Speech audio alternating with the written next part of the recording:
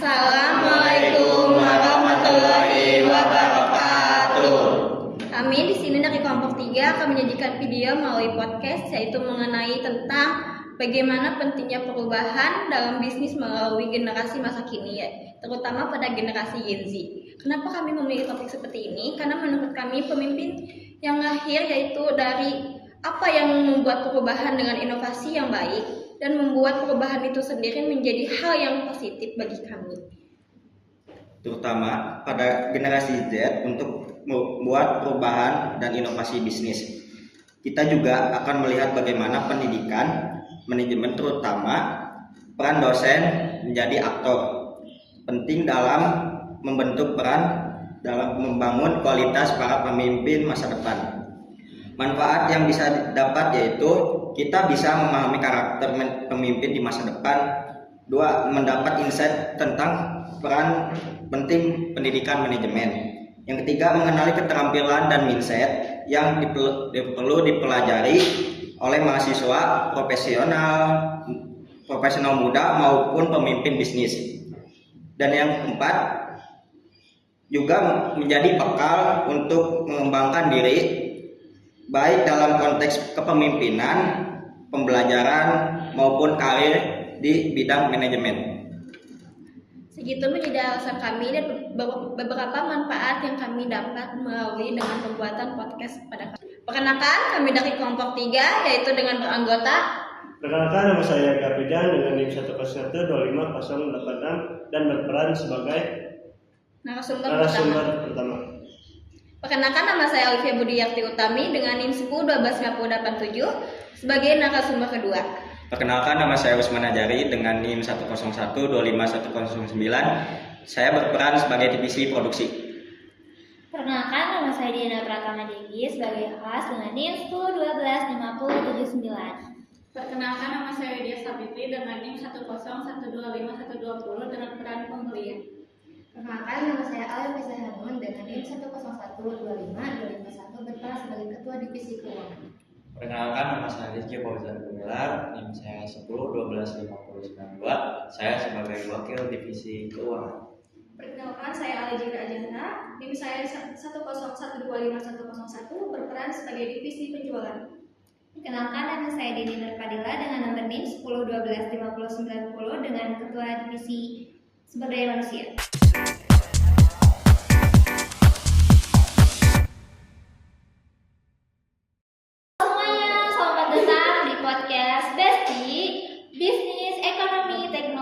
Informasi, tempat kita ngobrol tapi berdua tentang dunia bisnis. Di episode ini kita bakal bahas satu topik nih yang cukup ramai di perbincangan kalangan Gen Z gitu ya. Pembisnis karena membuat gebrakan baru dan inovasi terbaru sehingga menjadi viral nih bisnisnya gitu. Dan nanti di pertengahan pembicaraan kita ada bakal segmen khusus tentang proses manajemen ideal di era ini. Jadi pastikan kamu dengerin sampai akhir ya, karena sangat bermanfaat banget buat kita semua. Oke, kita panggil dulu narasumber utama kita nih yang keren-keren, pembisnis muda dan bisnisnya udah terkenal di mana-mana gitu. Dengan usia mereka yang sangat muda, mari kita sambut Ayah dan juga Yogi. Tepuk tangan. Semangat Yogi.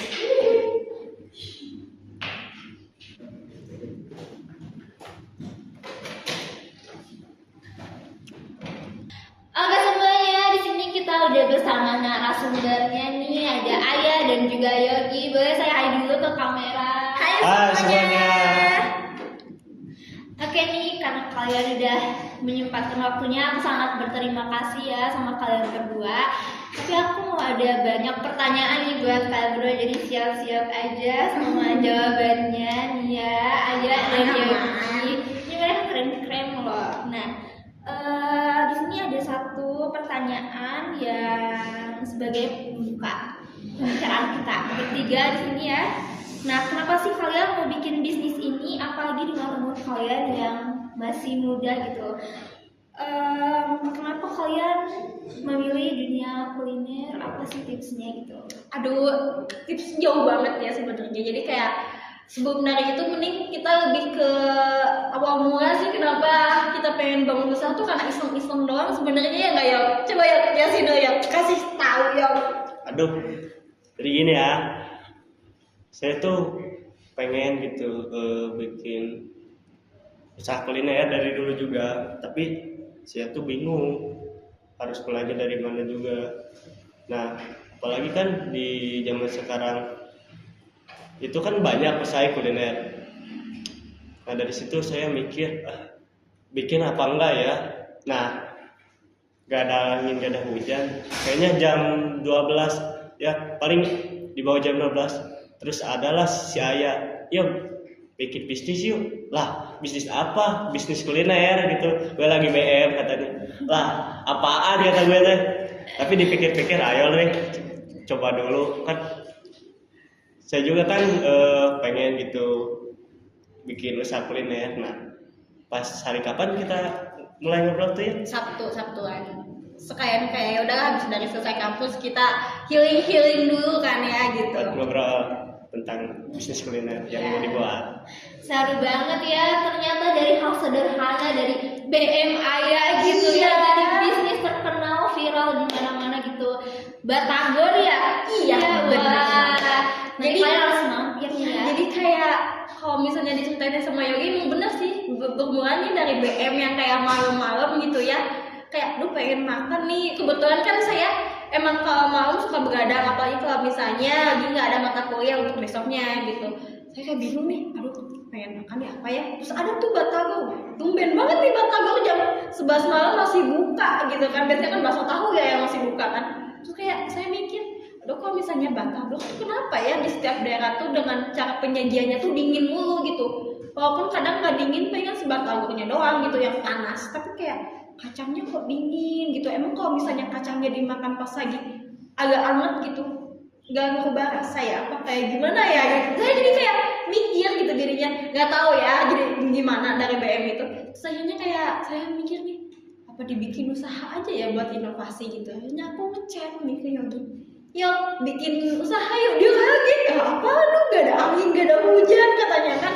Terus di situ kayak bilang nih, iya BM gak kayak gitu kan. BM apa nih bang? Batagor. Terus kata dia, udah malam nanti aja lah kita bahasnya. Nah dari situlah kita ngebahasnya di hari Sabtu. Terus kayak saya ngejelasin kayak kita bikin Batagor yuk usahanya. Udah banyak kata dia. Terus aku jelasin, Batagornya bukan kayak gitu, bukan yang kayak digerobakkan. Enggak kata gue.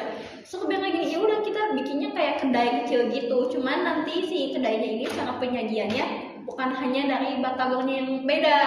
Emang kata dia, apa emang penyajiannya kayak gimana? Mau dikasih mangkok berlapis emas katanya kan enggak mungkin ya. Terus aku bilang, enggak dong, aku bilang kayak gitu. Jadi nanti cara penyajiannya tuh si Batagornya itu disajiin dari tau nggak hot plate tapi yang terbuat dari tanah liat gitu. Yang untuk surabi. Iya, kayak surabi itu kayak bibimbap di Korea kayak gitu kan. Itu kalau misalnya kuah kacang yang agak masih panas tuh, kalau misalnya di Banyumas itu kayak masih agak panas karena itu. Sudah iya, ide lu bagus banget ya deh. Sebenarnya iya, cuman ada kendala. Apa kata dia tuh kendalanya? Terus aku bilang gini, ya duit lah gimana? Mau ada usaha tapi gak ada duit gimana? Aku kan bingung sebenarnya.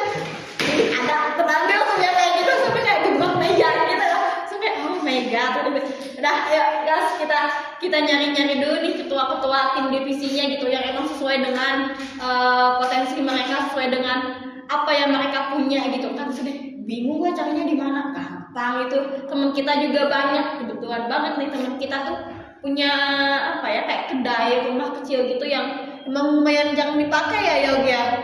Iya ya, kayaknya hampir 2 tahun, 3 tahun. Iya, kayak terus dengan modal yang awalnya kita 100 berapa ya? 150 kurang lebih. Ya 150-an ya kita kemarin bikin restoran itu ya. Ya tapi kan 150 juta tuh gak mungkin lah cuman Batagor doang gitu. Kita juga kan di restoran kita juga ada lah minuman Iya, gitu seret ya. gak mungkin habis makan Batagor Jadi- mampir ke warung ya. Ya gak jelas tuh, malu gitu ya. Iya. Ada restoran gitu, Iya. terus gak nyediain air. Jadi kan gimana gitu. Tapi kan kita bisa lah gitu. Ada buat ide bikin minuman, Iya. jadi minuman kita tuh beda gitu. Dari cara pemesanannya juga. Iya, jadi kayak yang lain mah kan kasarnya nih ya kita ubah apa pemesanannya gitu ya cara beda aja kayak makanya nih kita tuh kayak lebih naik kita juga nggak nyangka ya kalau misalnya kedai kita bakal senaik itu secepat itu sampai Ya, viral. alhamdulillahnya gitu sih. Keren banget sih. Berarti bukan cuma dari rasa nih ya kelebihan kalian tuh, tapi dari cara pemesanannya juga yang bikin Genja tuh tertarik buat datang ke kedai kalian ya kan gitu ya. Betul banget. Apalagi kalau di TikTok kan cepet banget ya dari omong-omongan terus kayak dari mana pun pasti langsung datang gitu. Gila, kita pun kayak sampai pusing gitu. Ini omsetnya naik gitu. Terus kayak pemesanannya wah gitu ya gitu. Oke, tapi sebentar, di sini kita ada surprise nih buat kalian gitu. Apa sih? Uang. Apa sih penasaran? Kamu penasaran nggak? Ini Wah, donatnya nih kalau donatnya. misal Uang kalau kamu penasaran kayak gitu main uang doang kan sih ya Ki? kalau keluar malah udah bukan ini. Itu kan mata duit ada. Ya emang zaman sekarang semuanya butuh uang ya Iya. kan. Kalau gak ada uang pacarnya juga gak ada ya. Semua gak ada. Pacarnya ada berapa kan biasanya yang banyak uang tuh pacarnya banyak juga ya kan. Yogi sekarang sistemnya bukan banyak pacar, tapi banyak apa? Banyak usaha kedainya. Oke, udah. Oke, mari kita sambut nih. Kalian tegang gak sih? Tegang sih. Siapa ya? Jebri Nicola yang datang? Oke, kita sambut tim kalian. Yeay. Ini udah. Surprise buat kalian. Hah? Diundang. Jadi ada surprise nih buat kalian berdua. Kita udah undang tim kalian gitu. Tapi kita bakal panggil dulu satu persatu divisinya karena perusahaan tuh gak akan sukses tanpa orang-orang di belakangnya. Oke, kita panggil dulu dari tim produksinya yaitu Usman. Terima kasih semuanya. Iya. Mana? Ini lo di sini. Halo. Oke, di sini kita udah bareng tim produksinya. Ini ada Usman. Aku ada pertanyaan nih buat Usman. Boleh sharing aja gitu ya. Ngobrol santai aja kita. Gimana sih cara kamu memastikan konsistensi rasa dari produknya, dari surabi dan minuman dan lain-lainnya gitu. Serta tungku yang untuk batagonnya itu dari surabi ya? Iya, Ya. dari Surabi. Boleh sharing nggak sih gitu? Kalau dari Batagor sih kita menggunakan bahan baku yang terpercaya ya. Dari segi minuman juga kita menggunakan bahan baku yang sangat terpercaya. Kalau dari segi rasa kita menggunakan alat ukur untuk supaya di lidah si customer tersebut merasa pas. Iya. Nah, kalau dari sajiannya pun kita menggunakan tungku surabi supaya si suhunya tuh stabil. Jadi ada kerasa hangat sama enak pas dimakan gitu. Ya soalnya kan kayak batagor tuh banyak yang dijual dingin-dingin gitu Iya, ya. dingin-dingin. Jadi, kamu tuh gimana sih caranya supaya si batagor itu tetap hangat meskipun udah lama dimakan gitu ya? Iya. Oke, keren banget sih Usman ya. Ada lagi nggak sih tips kamu buat menjaga konsistensi rasa dari produk itu gitu? Tipsnya tuh menurut gue Riset ya, yang pastinya riset Iya. pasar ya. Kamu selalu riset pasar gitu. apa ya? Sesuai dengan SOP ya Pak. Iya, sesuai dengan SOP. Supaya ya karena setiap usaha ada ya SOP. Iya, ada SOP-nya. Oke. Dari segi pembersihannya kita menggunakan sarung tangan supaya steril ke makanan tersebut. Oke. Pembuatannya. Bagus sih ini ya teman-teman, selain menjaga kualitas rasa tapi juga menjaga kebersihannya. Iya. Oke, patut dicontoh ya buat kalian semua. Oke, terima kasih Usman. Kita Siap. bakal lanjut ke divisi lainnya. Gitu kita bakal undang dari divisi penjualan. Oke, terima kasih Usman. Iya. Oke, kita bakal panggil dari divisi pemasaran nih, ada Kak Naya. Boleh kita sambut semuanya, teman-teman. Halo. Oke, Kak Nela, aku ada pertanyaan nih buat Kak Nela sebagai divisi pemasaran. Gimana sih caranya supaya bisa usahanya tuh melejit sampai sekarang gitu? Proses apa sih yang Kak Nela jalani gitu, atau proses kerjanya gimana gitu? Oh iya, boleh. Jadi kita tuh di sini tuh pakai strategi pemasaran yang lebih fokus banget ke pengalaman pelanggan gitu, atau customer experience. Nah, kita tuh pakai fitur pemesanan AI yang bikin kayak si customer itu tuh nggak bosen gitu. Nah, cara pemesanannya tuh, jadi kalau misalkan kita mau pesen tuh, kita tuh tinggal kayak scan barcode, terus kita masuk ke web. Nah, terus nanti kita tinggal pilih emoji aja sesuai mood kita. Nah, itu yang bikin kayak gak ngebosenin, terus itu juga yang bikin kayak kita tuh viral, naik banget. Iya. Nah, terus AI ini juga tuh ngebantu kita dalam kayak ngumpulin data driven marketing gitu. Dari segi seleranya, dari segi kebiasaan konsumen kita gitu. Jadi kita bisa tahu gitu, dikumpulin di data itu. Jadi secara keseluruhan Ya, jadi secara keseluruhannya dari data-data itu juga penting buat kita kayak tahu kalau misalnya omset kita tuh naik apa turun dari cara penyajiannya. Kalau misalnya turun ya berarti ada yang harus diubah dari menu kita gitu, membuat inovasi baru lagi ya. Nah, terus secara keseluruhan juga kita tuh nggak cuma jual minuman atau makanan juga, tapi kita juga jual experience ke pelanggan kita yang bikin kayak Gen Z tuh ngerasa kayak wah ini gue banget gitu. Nah, itu juga yang bikin kayak tempat itu tetap viral gitu sampai sekarang. Iya. Ya, kayak gitu. Keren banget sih ya, berarti bukan cuma soal rasa tapi ini juga memperlibatkan mental gitu ya, apalagi di kalangan Gen Z gitu, apa mental health gitu ya. Keren banget sih ya Kak Nela udah sharing dan udah nyempetin waktunya di podcast ini gitu kan. Makasih waktunya, aku lanjut ke divisi lainnya ya. Oke, makasih. Dadah. Semangat ya. Ya, hati-hati. Mohon maaf sebelumnya, tapi karena Yoginya selaku donatur ada acara lain, jadi dia mau berpamitan dulu. Tapi tenang aja, kita bakal lanjut ke divisi sumber daya manusia, ada Kak Dini. Oke, terima kasih waktunya. Maaf ya semuanya, saya duluan. Makasih. Terima kasih. Hati yuk. Oke, kita sambut Dini.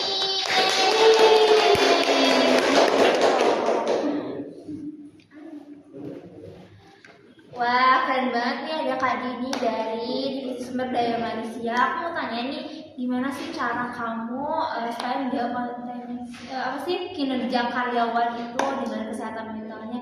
Itu cara kamu menangannya itu gimana sih? Karena menurut aku itu agak sulit ya. Oke, jadi kita itu selalu melakukan yang namanya sesi konseling ya, ataupun meditasi supaya karyawan itu bisa mengelola stresnya. Terus selain itu juga aku harus bisa mengukur nih seberapa berat beban kerja karyawan supaya gak berlebihan. Terus aku juga harus bisa mastiin kalau misalkan karyawan itu mempunyai waktu istirahat yang cukup. Kalau misalkan waktu istirahatnya gak cukup, nanti bakal terganggu atau gak konsentrasi gitu kalau untuk pekerjaannya. Terus kita sering banget ya Bu Aya melakukan yang namanya team building atau acara sosial gitu ya. Karena itu tuh bisa mengurangi stres karyawan yang disebabkan oleh pekerjaan ataupun personal gitu. Membangun kekeluargaannya juga. Iya, jadi meningkatkan kebersamaannya juga sih selain itu. Banget kamu ya di divisi sumber daya manusia dengan karakter kamu yang kayaknya tegas gitu kan. Kalau boleh tahu gimana sih struktur kepemimpinan Aya di perusahaan ini? Kalau misalkan menurut aku ya, kalau gaya kepemimpinan Kak Aya sama Kak Yogi ini demokratis ya menurut aku, karena mereka itu selalu terbuka sama karyawan, jadi selalu membuka sesi gimana sih pendapatnya kalau misalkan ada apa-apa tuh selalu membuka gitu, jadi terbuka dalam setiap hal. Wah, keren banget ya gaya kepemimpinannya. Oke, terima kasih waktunya. Terima kasih udah menyempatkan Makasih ya. hadir ke sini dan sukses selalu. Dadah. Makasih ya. Oke, selanjutnya dari divisi pembelian nih ada Kak Widya. Ayo kita sambut Kak Widya. Selamat semuanya. Hai, ketemu lagi ya kita. Besok ketemu di kerjaanmu. Tiap hari ketemu berarti kamu tiap hari ke lapangan ya? Iya, kan ngecek juga ya kalau kayak gitu. Keren banget ya ownernya, biasanya sibuk jalan-jalan. Dia langsung ke lapangan, iya. Gen Z harus berbeda. Kalau boleh tahu nih aku ada pertanyaan buat kamu, Wid. Gimana sih, seru nggak sih ada divisi pembelian tuh? Terus cara kamu menangani transaksinya itu gimana sih? Seru kalau di divisi pembelian. Jadi cara transaksinya tuh bisa dicatat manual dan itu juga Biasanya kalau nggak dari catat dari manual, perusahaan juga kita nyatatnya dari lewat Excel kayak gitu. Jadi kayak secara manual ya, secara komputer juga iya gitu, menggunakan teknologi. Nggak mungkin kan Gen Z nggak gunain teknologi kan? Jadi untuk cadangan aja ya kalau Iya. yang manual ya. Oh ya, oke ngerti. Ada masukan lain nggak selain itu? Dari kamu sendiri nih sebagai yang kerja di lapangan gitu. Paling bisa ngestok ya. ngestok barangnya. Kalau stok itu kamu kirim dari perusahaan agennya apa kamu ngambil dari agennya gitu tiap Langsung dari hari? perusahaan. Oh, karena kalau buah itu kan harus tiap hari ya, Iya. karena harus segar gitu, terus stempelnya segar. Terus kalau tungku itu katanya sebulan sekali harus diganti ya? Iya. Iya. Soalnya kan kayak tunggu itu ya lama-kelamaan ya, biasanya kita kayak awalnya kan 2 bulan kan, cuman karena kita mikir wah kalau misalnya 2 bulan nggak sesuai dengan SOP gitu mah, jadi kayak nggak ngejaga kebersihan, makanya kita jadi sebulan sekali. Iya. Berarti Biar higienis. tiap bulannya keluarin uang juga buat beli tungku kayak gitu ya kan? Iya, karena kalau misalnya rasanya oke tapi kebersihan nggak oke sih, lama juga kabur ya. Iya, bagus sih karena tadi juga udah dijelasin sama Kak Usman ya kalau nggak salah untuk menjaga kebersihan, katanya keren banget sih. Oke, makasih buat waktunya Kak Widya. Mau lanjut lagi ke divisi lainnya. Terima kasih. Bye. Bye. Oke, kita bakal lanjut ke divisi selanjutnya. Itu yang paling penting banget, ada divisi keuangan dari Kak Mila dan juga Kak Alia. Selamat datang. Tepuk tangan semuanya.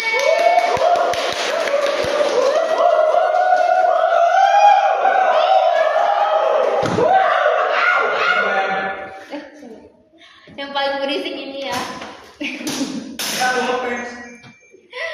Oke, aku ada pertanyaan nih buat kalian gitu. Pertama aku mau tanya dulu buat Kak Alia gitu. Enggak, makasih. Aku mau tanya,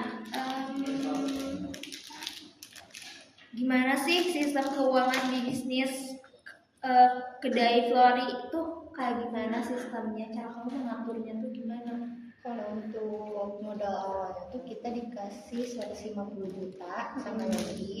Itu tuh dibagi-baginya 50 untuk beli tempat, 100-nya lagi untuk produksi. Produksi ini kita pakai untuk bahan-bahan produksi, alat-alat dalam jangka panjang, sama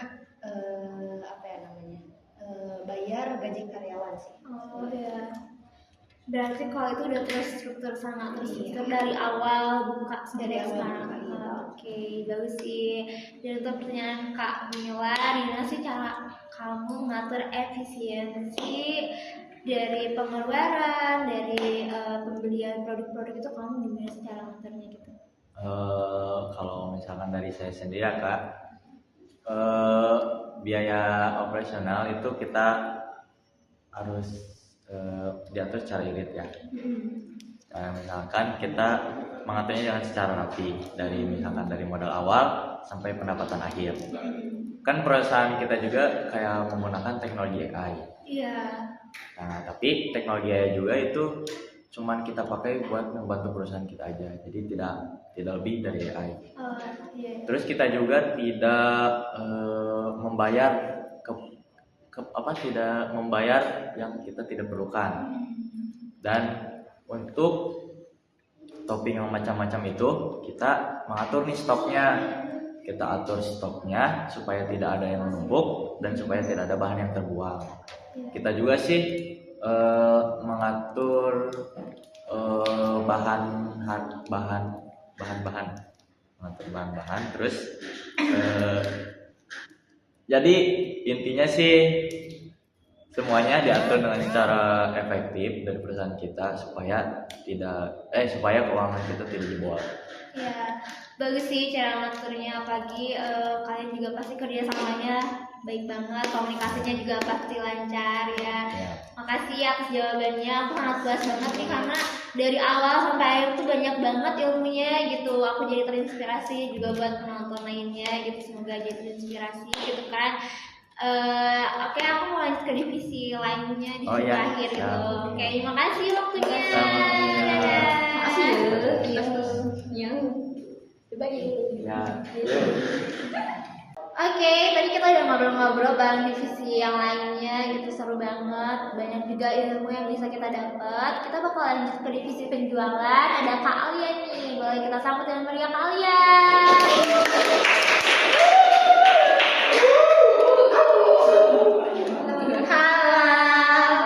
Kita ketemu lagi ya. Iya.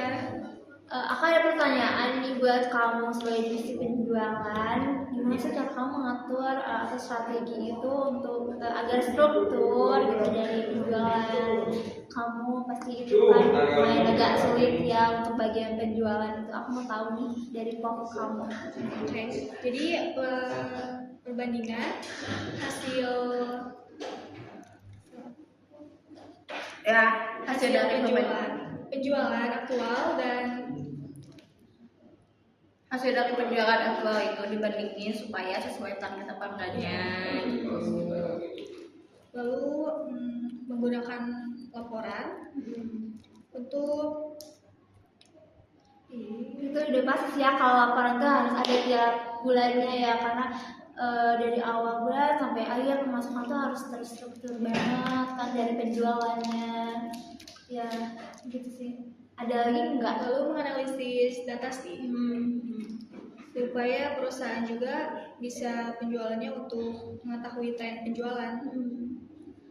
Jadi ngikutin kan ya lebih ke intinya kayak kita analisis nih di pasar ini tuh, kalau misalnya di pasar ini tuh yang apa yang lagi tren tuh sama kita diinovasiin lagi gitu supaya nggak ketinggalan juga zaman gitu ya kan. Kalau misalnya kita nggak mengikuti zaman ya berarti apa yang kita bangun ini bukan untuk jangka panjang tapi untuk jangka pendeknya aja. Berarti kamu analisis langsung ke lapangan dari gadgetnya gitu. Iya. Ya, bagus banget sih.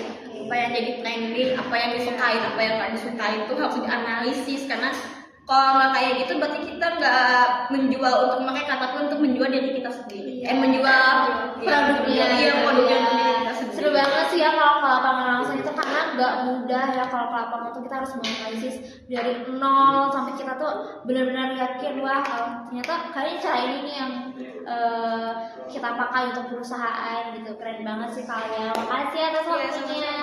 Ya. Oke, dari awal sampai akhir, menit-menit awal sampai menit-menit akhir tuh kita bahas mengenai bisnis nih ya. Cara gimana di belakang layar tuh bisnis tetap beroperasi tentunya. Bukan bisnis tuh nggak bisa berjalan karena satu orang aja, tapi ada juga orang-orang lain yang ikut berkontribusi untuk bisnis agar bisnis tetap berjalan lancar juga dalam tetap terbangun dalam jangka waktu yang panjang gitu. Karena bangun bisnis tuh nggak segampang apa yang kita lihat gitu, apalagi kayak sekarang pesaing udah banyak gitu di kalangan Gen Z gitu, apalagi ini produknya juga batagor ya, khas Bandung banget nih, keren banget sih. Aku harap semoga ini bermanfaat banget buat kalian, tentunya buat aku juga karena di sini aku juga suka banget sama bisnis gitu ya. terutama yang paling penting itu dari keuangan. Keuangan tuh kita harus bisa mengatur, karena kalau nggak bisa diatur, kalau keuangan nggak terstruktur tuh percuma, karena nanti ujungnya kayak bisnis itu bakal bangkrut gitu kan. Terus juga kalian jangan menyerah, karena kalian tuh jangan terpaku gimana sih cara modalnya juga gitu kan. Kalian bisa cari peluang-peluang lain buat bangun bisnis itu, cari modal-modal kayak tadi Kak Aya gitu kan, cari modal. Nah, terus juga kayak bisnis itu tuh ini tuh bagus banget karena dari kereflekan dari BM gitu ya. Oke, segitu aja sih refleksi dari aku. Terima kasih semuanya. Bye. Aku puas banget sama jawabannya tadi dari divisi Kak Aya ya, keren banget. Tapi aku penasaran nih sama segmen dosen, peran pentingnya itu gimana sih? Boleh dijelasin nggak sih dari kamu? Kalau misalnya dari aku pribadi ya, karena aku kan sebagai mahasiswa juga nggak akan adanya motivasi, nggak akan adanya kemauan kalau misalnya aku juga nggak terinspirasi dari orang lain. Misalnya, contohnya aku ngambil inspirasinya dari Pak Egy salah satunya.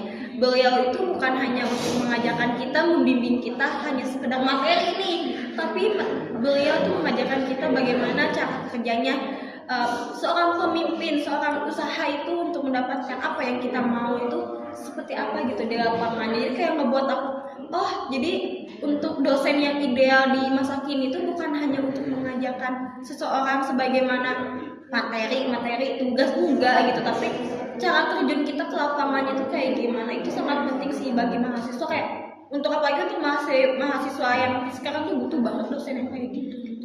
Keren banget sih. Ada nggak sih kesan kamu buat Pak Egy? Pak Egy sama Bu Lilis. Jadi kalau dari aku sendiri punya pesan kayak makasih banyak karena dari bimbingan beliau atau apa yang beliau kasih tahu pada kami itu membuat kami untuk menjadi motivasi, inspirasi, dan membuat kami bangkit untuk membuat suatu hal yang baru.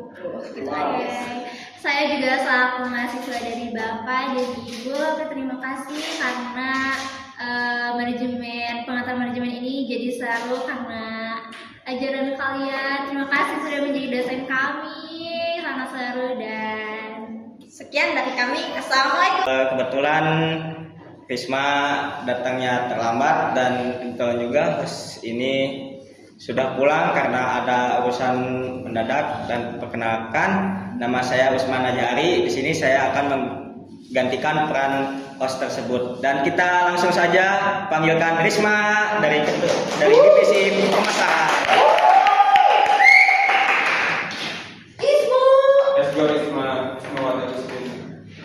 Halo Risma, aku mau nanya dong sama kamu, gimana strategi bisnis memastikan agar orang-orang tahu dan tertarik buat coba makan dan minuman di kedai tersebut? Oke. Halo guys, sebelumnya maaf perkenalkan dulu, nama saya Risma. Di sini saya menjalani divisi promosi, menemani Naila. Maaf juga saya telat ya untuk datangnya.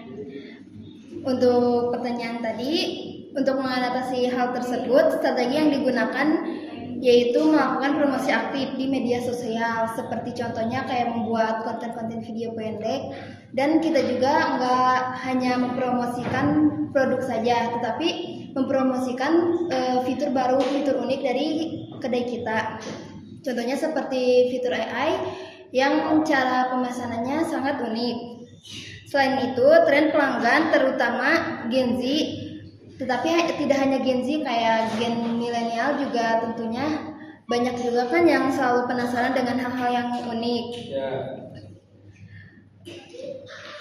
Hal baru menjadi peluang besar dengan menunjukkan bahwa fitur AI ini bisa memesan minuman hanya dengan emoticon atau interaksi kreatif. Pelanggan akan merasa pengalaman ini berbeda dari kedai lain, sehingga mendorong mereka untuk mencoba. Jadi kan unik ya dari cara pemesanannya. Terus kan kayak orang-orang tuh setiap ada yang unik tuh selalu penasaran kan ya, setiap manusia tuh pengen selalu mencoba gitu. Nah, promosi yang menekankan sisi unik, mudah dan kekinian dari fitur AI ini membuat pelanggan lebih cepat mengenal inovasi tersebut dan tertarik untuk mencobanya. Wah, setelah kami mengundang orang-orang yang sangat keren ya dan menjadi sebuah motivasi bagi aku sih terutama. Keren banget. Oke. Sekian dari saya. Di sekian podcast dari kami yang bernamakan podcast Besti. Jadi kesimpulannya setiap kepemimpinan pasti ada di dalam semua hal. Ya, dari sini juga kami dapat merefleksikan bahwa kepemimpinan adalah menjadi salah satu hal yang harus menjadi fokus utama untuk membangun sebuah perusahaan. Terutama, kepemimpinan adalah salah satu otak yang menjadi otak utamanya untuk membangun dan bagaimana sistem organisasi yang akan dapat menuju perusahaan itu menjadi lebih baik. Sekian dari kami kelompok 3. Assalamualaikum warahmatullahi wabarakatuh.